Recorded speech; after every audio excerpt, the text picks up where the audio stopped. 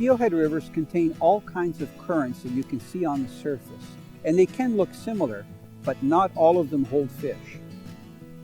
When faster moving water meets slower moving water, we call that a seam. These seams are created when a current goes over a rock that could be submerged, or a rock that's sticking out of the water, or a large tree that's in the water, or just along a shoreline break where there's a quick change in depth over a short distance. Those are magnets when it comes to locating steelhead in moving water.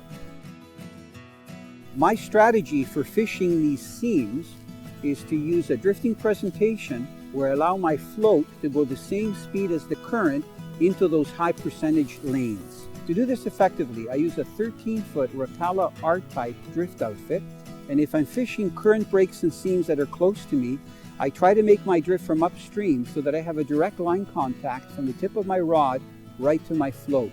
No line drag in the water. As the current takes my float, I hold the R-type rod high in the air to allow the line to leave the reel smoothly and freely at the same speed as the current, making the most natural presentation. If I'm making my drift further out and my line is on the surface of the water, I gently lift my rod tip and I lift my line so that it is further up current. It's called mending the line, so that the current speed is always consistent with my float. Often steelhead will take a drift presentation very lightly, and if you don't see the strike and set the hook immediately, you won't hook the fish.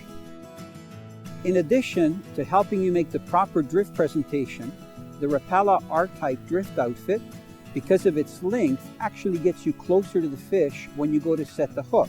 So when you do get a strike and you set the hook, your chances of getting a good hookup really increases.